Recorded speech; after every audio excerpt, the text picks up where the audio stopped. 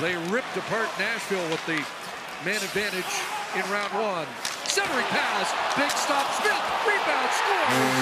Nazem Kadri.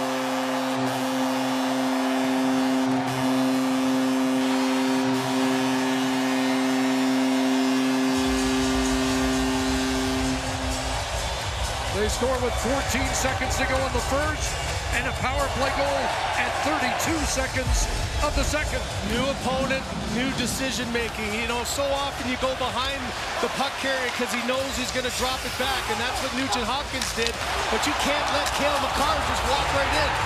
The confidence for Makar, he makes the play to get the zone entry, two little support passes, a battle for a loose puck. Nurse going one way, puck going the other, and on the doorstep is Nazem Kadri to put that one up and over Mike Smith.